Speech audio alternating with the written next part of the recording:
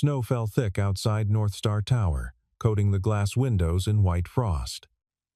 Inside the elevator, silence held court among expensive suits and leather briefcases. The numbers descended steadily. 3rd floor, 2nd floor. Then the doors opened on the lobby level, and a small voice shattered everything. "Mommy." Every head turned. A child stood at the elevator entrance, 5 years old at most, wearing a purple winter coat with mismatched buttons. Her blonde hair escaped from beneath a knitted hat. Pink mittens dangled from her sleeves. She was looking directly at the woman in the back corner. Evelyn Frost did not move. The CEO of North Star Industries stood frozen, her charcoal suit perfectly pressed, her dark hair pulled into a flawless bun. At 42, she had built an empire through precision and control. Nothing surprised her anymore. Nothing touched her, but this child was running toward her. "Mommy, look." The girl held up her mittens. "I wore them like you said." Evelyn stepped backward. Her shoulder blade hit the elevator wall. The other passengers stared. Someone whispered. A phone appeared, ready to capture this moment. "Lucy." A man's voice cut through the tension. "Lucy, stop." He emerged from behind a maintenance cart, wearing the Navy uniform of building operations. Younger than Evelyn by a decade, perhaps. Tired eyes, calloused hands that reached for the child. "I'm sorry," he said to no one in particular, to everyone watching. She didn't mean, but Evelyn was already moving. She pushed past him, past the cart, past the child still calling for her. Her heels clicked rapidly across the marble floor. The revolving door spun. Cold air hit her face. Behind her, she heard the man gathering his daughter, heard the murmurs spreading through the lobby like infection. By tomorrow, the story would be everywhere. The Ice Queen of Chicago, running from a child. Evelyn walked 3 blocks before she realized she'd left her car in the underground garage. The snow kept falling.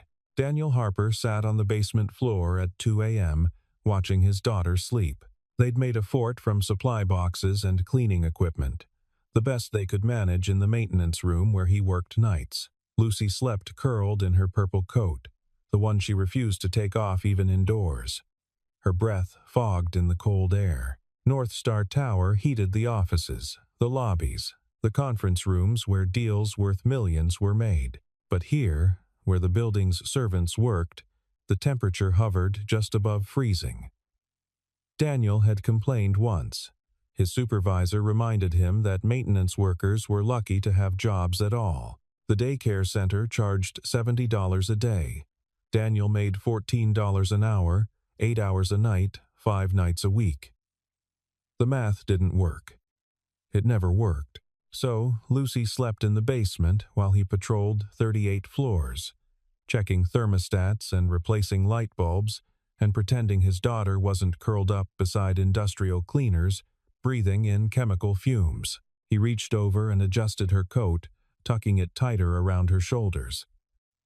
His hand brushed against her feet, and he froze. Her shoes, pink sneakers with white laces, scuffed and worn. Sarah had bought them 2 winters ago, back when Lucy was 3, back when his wife was still alive. She'd insisted on pink even though they couldn't afford it. "Every little girl deserves one thing that's just hers," Sarah had said. Lucy had worn them through every season since. They were too small now, cramping her toes, but she wouldn't let them go. Just like she wouldn't let go of calling random women mommy when they showed her the smallest kindness. Today, it had been the CEO. Before that, the woman who held the door at the grocery store. Last week, the librarian who helped her find a picture book. Daniel had tried explaining. "Mommy is in heaven now. These are just nice ladies." But Lucy was 5. 5-year-olds didn't understand death. They understood warmth. They understood when someone smiled at them. When someone remembered their name. The CEO hadn't smiled. She'd run. Daniel closed his eyes, listening to the building hum around him. Somewhere above, in heated offices, People made decisions that would never touch them. Somewhere above, the woman his daughter had called Mommy was probably asleep in a bed that cost more than his entire year's salary. He wondered if she'd even remember the incident by morning.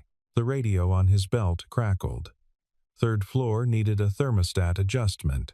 Daniel stood, checked that Lucy was still sleeping, and headed for the stairs. The pink shoes stayed behind, small and defiant in the cold. Evelyn Frost lived on the 42nd floor of her own building. The penthouse had floor-to-ceiling windows overlooking Lake Michigan. Tonight, the lake was frozen, a vast expanse of white that reflected nothing. She stood before the glass with a scotch she wouldn't drink, watching snow accumulate on the balcony she never used. The apartment was silent. It was always silent. Her phone buzzed. She ignored it. Probably her assistant, probably about the elevator incident. By now, the building's gossip network had spun it into something unrecognizable. The CEO and the maintenance man's daughter. Speculation about secret families, hidden relationships, corporate scandals, none of it was true. None of it mattered. Evelyn set down the scotch and walked to her bedroom. Past the modern furniture she'd never chosen, through the hallway lined with awards she'd never hung herself. Everything in this place had been selected by an interior designer who'd never asked what she actually wanted. In the walk-in closet, behind the suits and the dresses and the shoes she wore to convince the world she was human, there was a single glass case. Inside the case, one pair of pink shoes, child-sized. Light-up sneakers with cartoon characters on the sides, the kind that had been popular 7 years ago. The battery had long since died. Evelyn didn't open the case. She never opened it. But she stood there for 20 minutes, staring at shoes that would never be worn again, thinking about a child who would never grow up. Emma had been 8 when the car lost control on black ice, December 23rd. They'd been driving home from her school's winter concert. Emma had sung a solo, something about snowflakes and wishes. Her voice had been clear and perfect. Evelyn had been driving. The other driver survived. Emma didn't, and Evelyn's husband, Marcus, had looked at her exactly once in the hospital before walking out of her life forever. That was 7 years ago. 7 years of winter that never ended. 7 years of building an empire so vast, so consuming, that it left no room for memory, except in this closet, except before this glass case, except on nights when children called her Mommy and she couldn't breathe. Evelyn's phone buzzed again. This time she looked, not her assistant. Motion detected in basement maintenance area. Possible unauthorized occupant. She knew what that meant. The man from the elevator, his daughter, living in her building's basement because they had nowhere else to go. Evelyn typed back, "False alarm. Disregard." She turned off her phone, turned off the closet light, and walked back to the windows overlooking the frozen lake. The snow kept falling. For 3 days, Evelyn saw them. Not intentionally. She didn't go looking. But North Star Tower was her building, and she knew every corner of it, including the ones she'd spent 7 years avoiding. The first time was Thursday afternoon. She'd taken the stairs instead of the elevator, needing to move, needing to think. When she reached the basement level, she heard humming. Through the small window in the maintenance room door, she saw the child. Lucy, sitting cross-legged on the concrete floor, surrounded by crayons and paper, drawing something with intense concentration. Evelyn's hand went to the door handle, then stopped. She watched for 5 minutes. The girl drew with fierce purpose, her tongue poking out the corner of her mouth the way Emma's used to. 3 figures in the drawing. Tall, short, tall, holding hands under something that might have been sky or might have been ceiling. When Lucy looked up, Evelyn stepped back from the window, but not quickly enough. Their eyes met through the glass. Lucy smiled, waved. Evelyn climbed the stairs back to her office. She didn't look back. The second time was Friday night. The building had lost power during an ice storm, backup generators struggling to maintain basic systems. Evelyn had stayed late, working by the light of her laptop. When someone knocked, Daniel Harper stood in her doorway, flashlight in hand, toolbox at his feet. "Checking the executive floor," he said. No apology for the elevator. No explanation. Just doing his job. "The lights are fine," Evelyn replied. "Yes, ma'am." He turned to leave. "Your daughter." The words came out before she could stop them. He froze. "Basement. She's scared of the dark, so I gave her my flashlight. She'll be fine." The building's emergency system crackled overhead. All personnel to remain at their stations. The storm would pass in 2 hours. 2 hours in the dark, for a 5-year-old. In a basement. Evelyn stood. "Take mine." She handed him the small LED lamp from her desk, the one she kept for presentations. He stared at it like she'd offered him a bar of gold. "I can't. Take it." Her voice came out harder than intended. A child shouldn't be alone in the dark. He took the lamp. Nodded once. Left without another word. Evelyn worked in darkness for the next 2 hours, her laptop screen the only light. She didn't mind. She'd lived in darkness for 7 years. 2 more hours changed nothing. The third time was Saturday morning.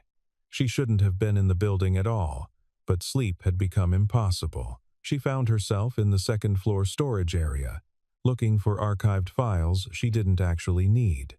That's where she saw the fort. Someone had built it in the corner, behind the filing cabinets. Cardboard boxes arranged to form walls. A blanket draped over the top. Inside, barely visible, 2 sleeping bags. Lucy's purple coat lay folded beside them. And there, lined up carefully next to the coat, were the pink shoes. Evelyn knelt, her hand reached out before she could think, fingers brushing the worn fabric of those shoes. They were too small. The child's feet must hurt. Why wouldn't her father buy new ones? Because he couldn't afford them. The answer was obvious, brutal in its simplicity. A sound behind her. Evelyn stood quickly, but not quickly enough. Lucy stood in the doorway, holding the LED lamp, its light making shadows dance across her face. "Hi," the girl said.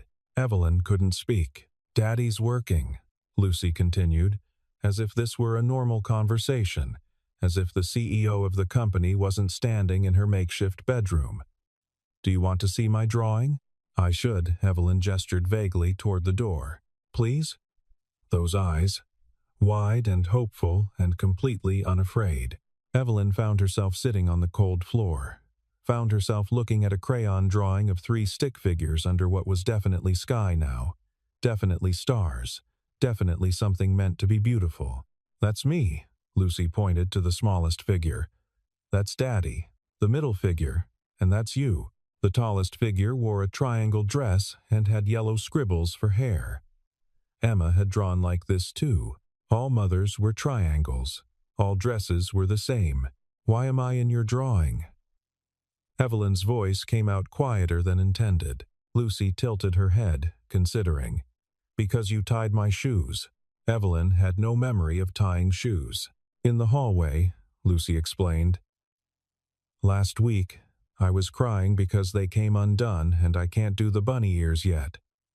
You stopped and fixed them. You pulled the laces really tight. Twice. Daddy does it twice too." The memory returned. A Tuesday, early morning. A child sitting on the floor near the elevator, tears streaming down her face, struggling with shoelaces. Evelyn had been late for a meeting.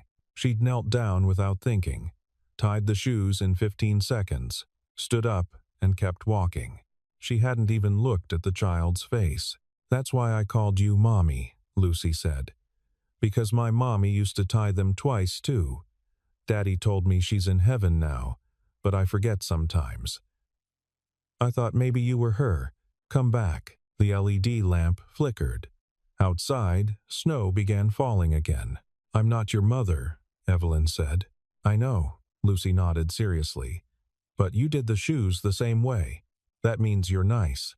Evelyn stood. She needed to leave. She needed to get out before something inside her broke completely. but her feet wouldn't move. Monday brought worse cold, the kind that made the building's old heating system groan, the kind that crept through walls and settled in bones. Evelyn arrived at 6 a.m., earlier than usual. The lobby was empty except for security and one small figure sitting on the bench near the revolving doors. Lucy, alone, crying silently. Evelyn stopped.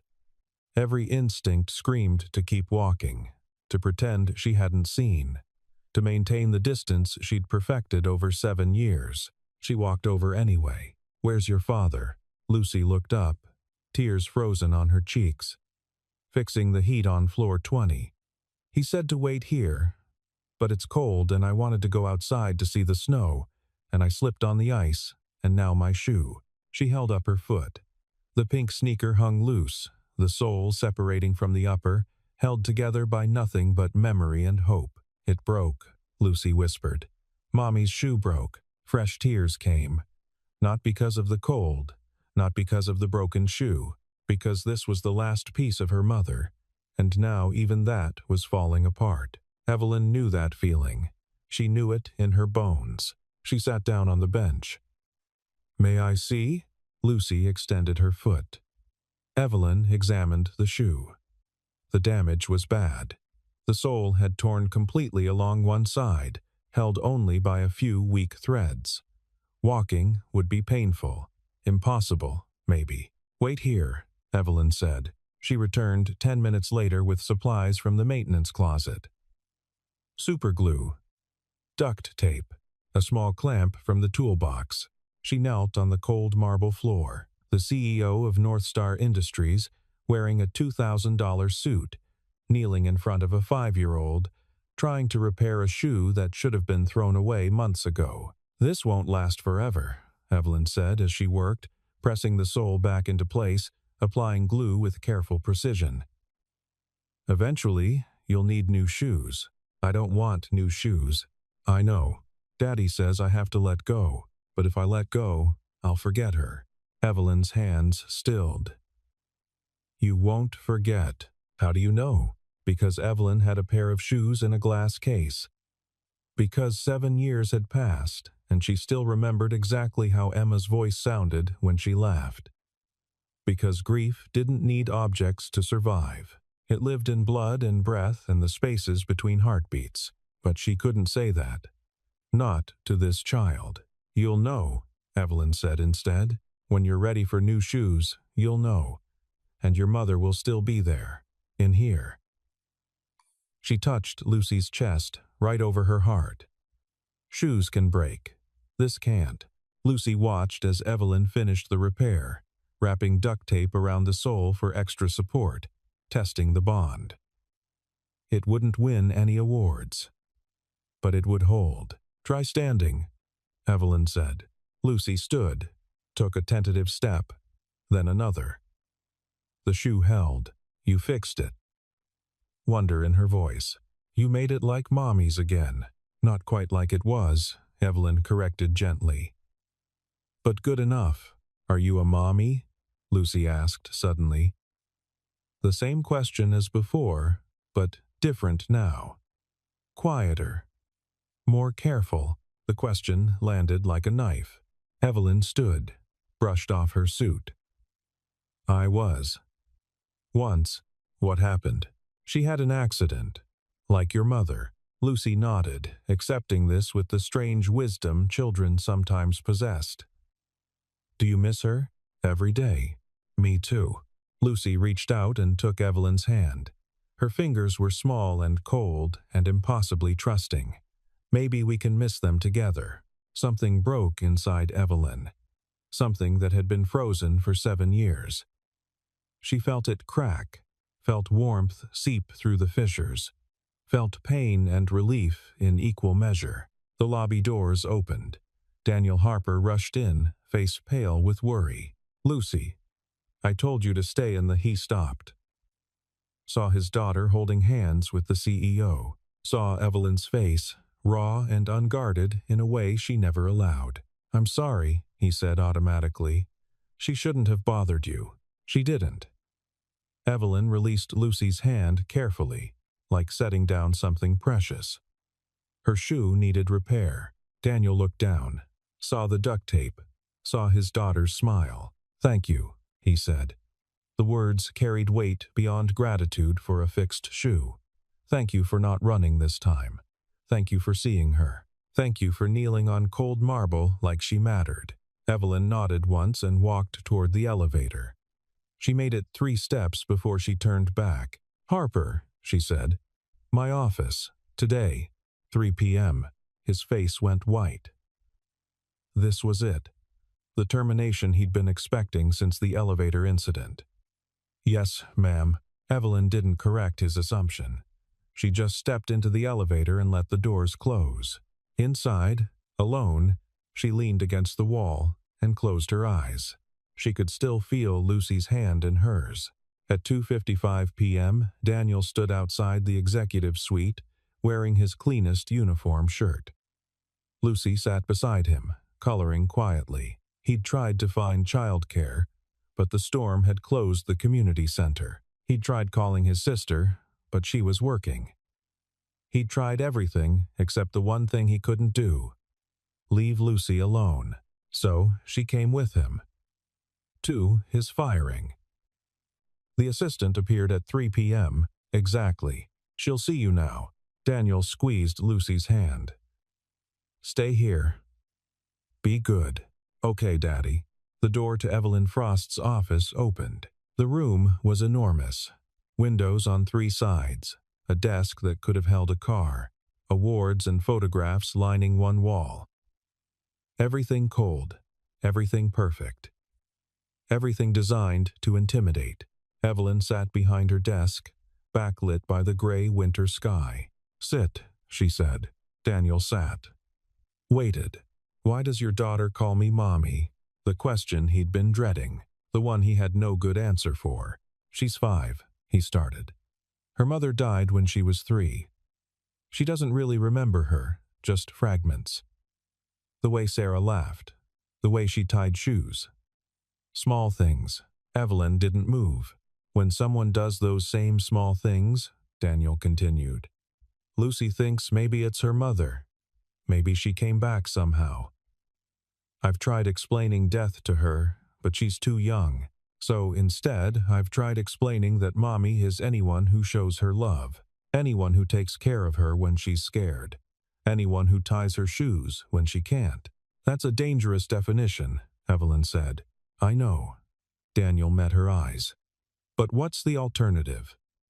Tell her that her mother is dead and gone and never coming back, and no one will ever love her that way again. She's 5. I can't do that to her. So you let her attach to strangers. I let her believe that kindness exists, that people are capable of caring, even briefly, even for a child they don't know."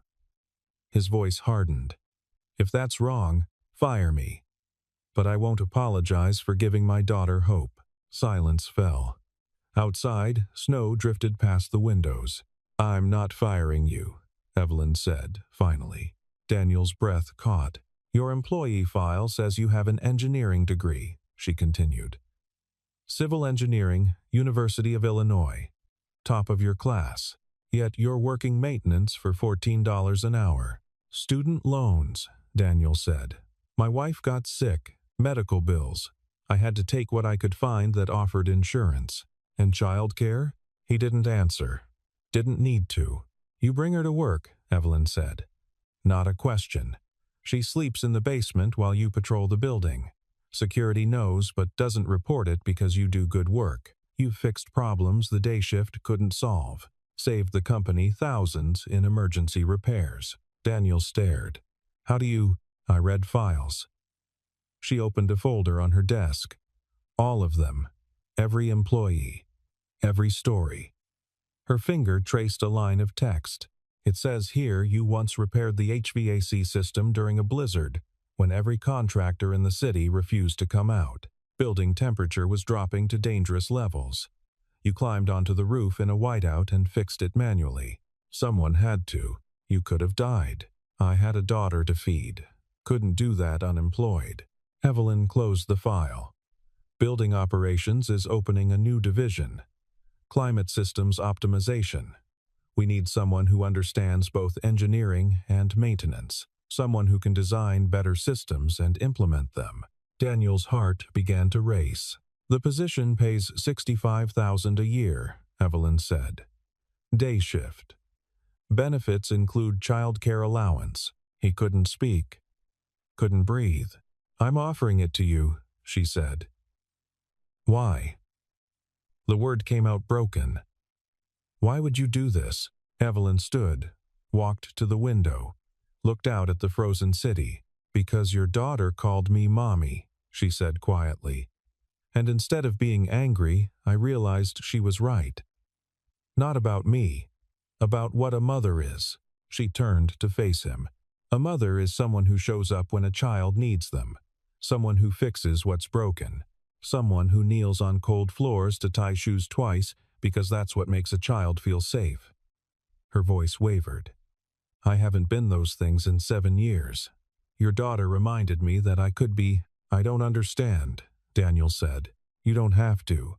Evelyn returned to her desk. You just have to decide. Take the job or don't. But make your choice based on what's best for Lucy, not on what you think you deserve. Daniel looked at his hands. Calloused, scarred. The hands of a man who'd spent 3 years fixing things in the dark while his daughter slept in cardboard forts. I'll take it, he said. Thank you. Don't thank me. Just do the job well. He stood to leave. Harper, Evelyn called. He turned. Your daughter. The shoes she wears, they're too small, I know. But they were her mother's last gift. I can't. I'm not telling you to throw them away. Evelyn's voice softened. I'm saying you can keep them and still buy new ones. Memory doesn't require suffering. Daniel nodded slowly. I'll think about it. He left the office. In the waiting area, Lucy looked up from her coloring. Are you fired, Daddy? No, sweetheart. I got a new job. Because of the nice lady? Yes. Because of her. Lucy smiled and went back to her drawing. 3 stick figures under stars, all of them holding hands. That night, Evelyn couldn't sleep. She stood in her closet, staring at the glass case, at Emma's shoes, at the memorial she'd built to keep her daughter frozen in time. Memory doesn't require suffering. Her own words, spoken to Daniel. Words she'd never believed for herself. She opened the case for the first time in 7 years. The shoes felt lighter than she remembered. Small. Impossibly small. How had Emma's feet ever been this tiny? Evelyn carried them to the living room, set them on the coffee table, sat on the couch and stared at them until her eyes blurred. Emma would be 15 now. If she'd lived, she'd be in high school.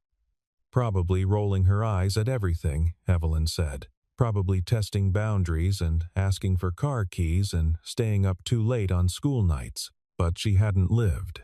And for 7 years, Evelyn had built a fortress around that fact. She'd turned herself to ice, convinced that if she felt nothing, the pain would stop. That if she helped no one, she couldn't fail anyone again. Then a 5-year-old called her Mommy, and the whole structure began to crack. Evelyn picked up her phone. Scrolled through contacts she hadn't called in years. Found one name. Hesitated. Marcus. Her ex-husband. The man who'd walked away after Emma died. She called. He answered on the 4th ring. Evelyn? Hi. Silence. Then, are you okay? No. The admission felt like stepping off a cliff. I haven't been okay in 7 years. Why are you calling? Because I need to know something. She took a breath. When you left, after the accident, was it because you blamed me? Another silence. Longer this time. No, Marcus said finally. I left because you blamed yourself, and I couldn't watch you destroy yourself over something that wasn't your fault. The roads were icy. I was driving. I lost control. The other driver ran a red light. Marcus interrupted. The police report said so. The witnesses said so.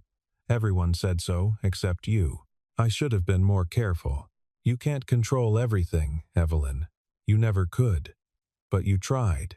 You built your whole life around control. And when Emma died, when you couldn't control that, you punished yourself. You shut down. You pushed everyone away. His voice cracked. Including me. Evelyn closed her eyes. I'm sorry. I know. I was sorry too. I'm still sorry. I met a child, Evelyn said. She lost her mother. She's 5. She calls people mommy when they show her kindness because her father told her that's what mothers do. They show up. They care. They tie shoes twice because that's what makes a child feel safe. Sounds like a smart father. She called me mommy. The words caught in her throat. And I ran. Because I haven't been a mother in 7 years. Because I didn't deserve that word. Evelyn. But then she kept showing up. And I kept seeing her. And today I fixed her shoe. I knelt on a marble floor and repaired a broken shoe with duct tape because she needed it. Because someone had to. A sob escaped. And it felt like being a mother again. Marcus's breath shook on the other end of the line. Good. I don't know how to do this. I don't know how to let go of Emma and still be a mother to anyone else. You don't let go, Marcus said gently. You just make room. Emma will always be your daughter. But that doesn't mean you can't care about other children. That doesn't mean you have to spend the rest of your life frozen. Evelyn looked at the shoes on her coffee table. I've been keeping her shoes in a glass case, she whispered. Like a museum exhibit. Like if I preserved them perfectly, she wouldn't really be gone. What are you going to do with them now? I don't know. But maybe they don't need to be behind glass. Maybe I can just keep them. And remember. And let that be enough. I think Emma would like that. They talked for another hour. About Emma. About the years they'd lost. About grief and guilt and the impossibility of moving forward while carrying the weight of the past. When Evelyn finally hung up, dawn was breaking over the frozen lake. She was exhausted. She was crying. But for the first time in 7 years, she didn't feel alone. She picked up Emma's shoes, carried them back to the closet, but instead of putting them in the glass case, she set them on a shelf. Just a shelf, like any other pair of shoes, like something precious but not sacred, like memory instead of shrine. Then she did something she hadn't done since Emma died. She went outside. The snow was still falling. The cold bit at her face, but she stood on her balcony and watched the city wake up, watched the sun struggle to break through the clouds, watched life continue despite everything that had been lost. It was beautiful. It had always been beautiful. She'd just forgotten how to see it. 2 weeks later, on a Saturday morning, Evelyn did something unprecedented. She left her apartment without her usual armor. No suit, no heels, just jeans and a coat and boots meant for walking rather than intimidating. She took the elevator to the ground floor, walked through the lobby, pushed open the doors that led to the small park behind North Star Tower. There, in the snow, was Lucy. She was building a snowman with fierce concentration, her purple coat bright against the white. Daniel sat on a nearby bench, watching her with the expression of someone who'd learned to find joy in small moments. Lucy saw Evelyn first. Her face lit up. Miss Evelyn, not Mommy, not anymore, just Miss Evelyn. Something in Evelyn's chest loosened. Hi, Lucy. Daniel stood, surprise clear on his face. Miss Frost. We didn't mean to. It's Saturday, Evelyn said. You're allowed to use the park. She paused. Actually, everyone's allowed to use the park. I just never do. Do you want to help? Lucy called. We're making a snow family. Evelyn looked at the half-formed snowman. At the child waiting for her answer. At the father watching carefully, ready to intervene if she needed an escape. I don't know how, Evelyn admitted. It's easy, Lucy said. You just roll the snow until it gets big. So Evelyn knelt in the snow. She rolled snow until her hands went numb. She helped Lucy stack the spheres. She watched Daniel produce a carrot from his pocket for the nose, buttons for eyes. It needs a scarf, Lucy declared. Without thinking, Evelyn unwound her own scarf, wrapped it around the snowman's neck. It was cashmere, expensive, completely inappropriate for a snowman. Lucy beamed. Perfect. They stepped back to admire their work. The snowman stood lopsided and imperfect, wearing a designer scarf and a carrot nose, guarding the small park behind a tower of glass and steel. "Now we need a snow kid," Lucy announced. "Every family needs a kid." Evelyn felt Daniel's eyes on her, felt the question he wasn't asking. "Are you okay? Is this too much?" "Every family needs a kid," she agreed quietly. So they built a smaller snowman.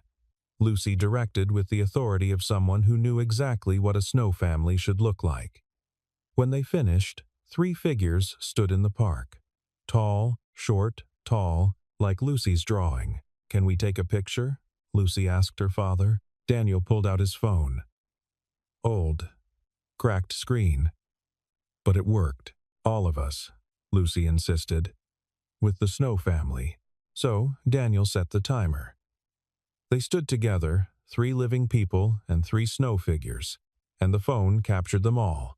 Lucy in the middle, Daniel on one side, Evelyn on the other. Not a family. Not exactly. But something. Something that mattered. Later, as the sun began to set, Lucy yawned. "Time to go," Daniel said. "But the Snow family will be lonely," Lucy protested. "They'll be fine," Evelyn said, "and we'll visit them tomorrow." Lucy's eyes went wide. "We will?" Evelyn looked at Daniel. He gave the smallest nod. "Yes," Evelyn said, "if you want." "I want! I want!" Lucy grabbed both their hands, pulling them toward the building. "And we can have hot chocolate. Daddy makes really good hot chocolate." "I don't want to impose," Evelyn started. "It's not imposing if we're asking," Daniel said.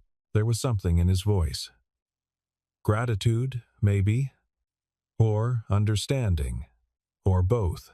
They went upstairs to Daniel's new office. Small but warm. A desk, a computer, a coffee maker. Pictures of Lucy taped to the wall. He made hot chocolate while Lucy showed Evelyn her latest drawings. More stick figures. Always 3 of them. Always holding hands. "This one is us in the park," Lucy explained. "And this one is us at the Snow family. And this one is us tomorrow." "How do you know what tomorrow will look like?" Evelyn asked. Lucy shrugged. "I just know. We'll be together. That's all that matters." Out of the mouths of children, they drank hot chocolate as the sun set. They talked about small things. Lucy's drawings, Daniel's new projects, the snow that wouldn't stop falling. When Evelyn finally left, when she rode the elevator back up to her empty penthouse, she carried something she hadn't had in 7 years. Hope. Winter turned toward spring, but slowly. Chicago held on to the cold like a grudge. Evelyn's life changed in ways she couldn't have predicted. Small ways. Important ways. She started leaving work at reasonable hours. Not every day, but enough that her assistant stopped looking shocked when she said goodnight at 6 instead of midnight. She started eating dinner with people instead of alone at her desk.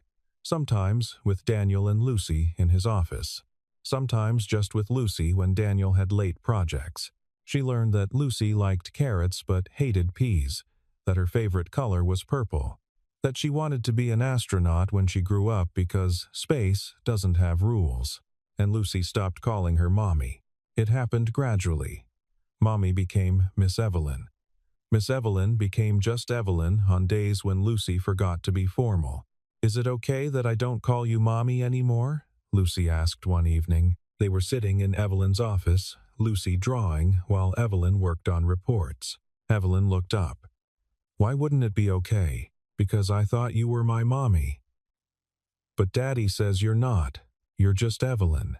And I like you being Evelyn." "I like being Evelyn too," Evelyn said softly. "Your mommy was Sarah. She loved you very much. I can't be her. I know." Lucy didn't look up from her drawing. "But you can be you. And you're pretty great." Something in Evelyn's throat tightened. "You're pretty great too." I know. Lucy grinned. Then, serious again. Can I tell you a secret? Of course. I got new shoes. She stuck out her foot. The pink sneakers were gone, replaced by purple ones with lights in the heels. Daddy said it was okay, that Mommy would want me to have shoes that fit. What did you do with the old ones? Put them in my special box, with Mommy's pictures and the necklace she wore. Daddy says we can keep things and still move forward. Like you with your daughter. Evelyn froze. How do you know about my daughter? Daddy told me. He said you had a little girl named Emma who died in an accident. He said that's why you were sad, and that's why you understood about shoes. Evelyn should have been angry. This was private. This was hers. But looking at Lucy's open face, she felt only gratitude. Yes, she said. I had a daughter. She was 8.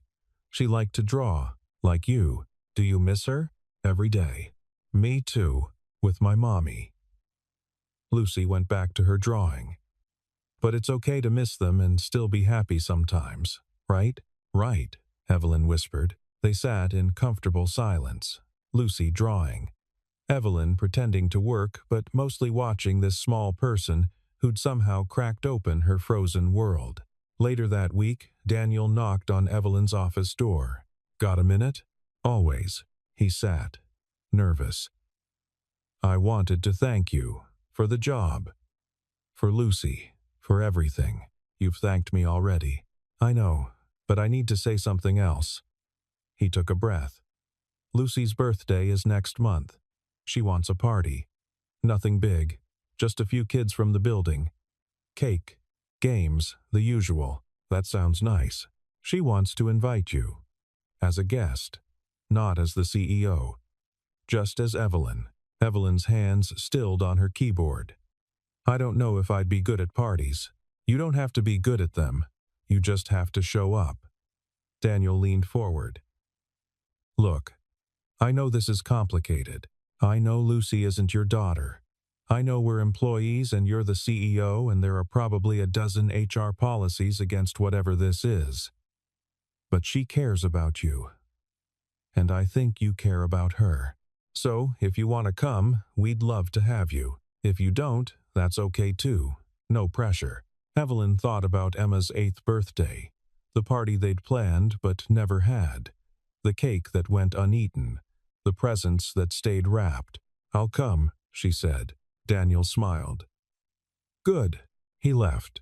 Evelyn returned to her work. But for the first time in years, she found herself looking forward to something.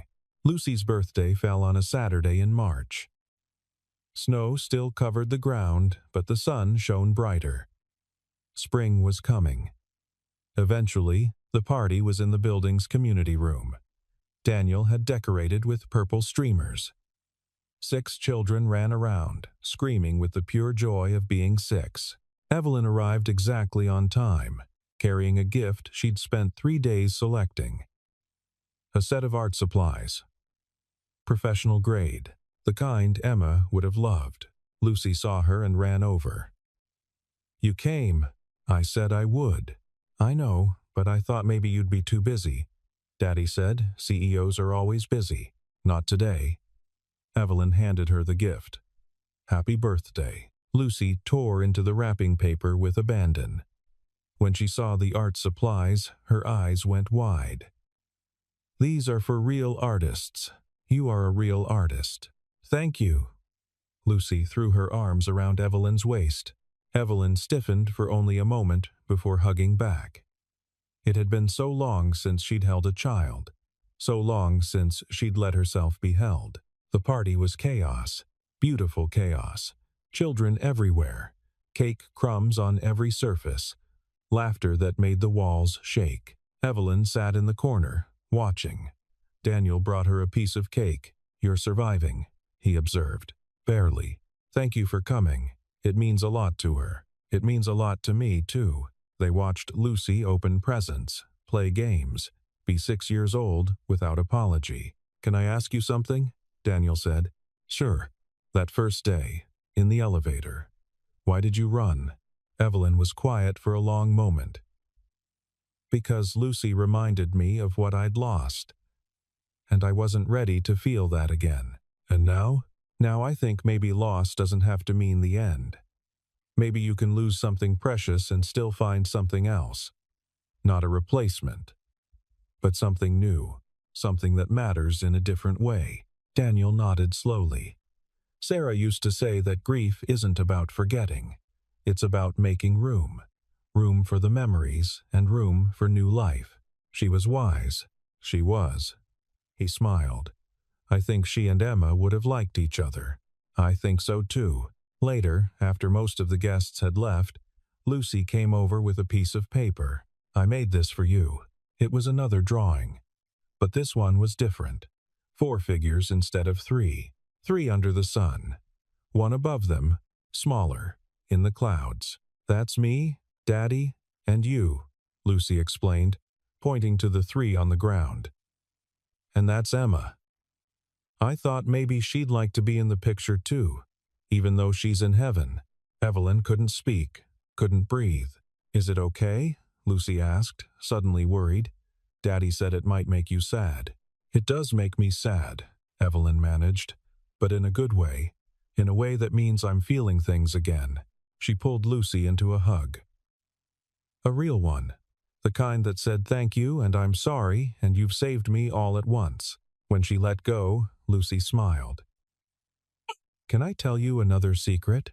Always. I think my mommy and Emma are friends in heaven. I think they're happy we found each other. Evelyn looked at the drawing. At Emma in the clouds. At herself on the ground, holding hands with people who'd wandered into her life when she least expected it. I think you're right, she whispered. That night, Evelyn hung the drawing in her apartment. Not in the closet, not hidden away. Right there on the wall of her living room where she'd see it every day. Then she did something else. She took Emma's shoes from the shelf, held them for a long time, remembered everything they represented. Then she placed them back. Not in glass, not in shadow, but in plain sight. A reminder of what was, a promise to what could be. The next morning, she woke to find the snow had finally stopped. The sun broke through the clouds, turning the frozen lake into something that sparkled. Spring was coming. Real spring. The kind that melted ice and brought things back to life. Evelyn made coffee. Put on jeans instead of a suit. Walked downstairs to the park where 3 snow figures still stood. Smaller now, melting gradually. Daniel and Lucy were already there. Morning, Daniel called. Morning.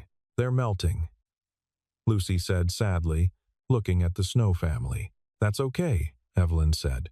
We can build new ones next winter. Promise? Promise. Lucy took her hand, then took Daniel's. The 3 of them stood there as the sun rose higher, as the snow began its slow transformation into water, as winter finally gave way to something warmer.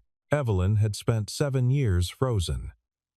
7 years convinced that ice was safer than warmth, that distance was easier than connection, that loss meant the end of everything. But standing here, holding hands with a child who'd called her mommy, and a man who'd taught his daughter that love could exist in small moments, she understood something new. Winter always ended. Ice always melted.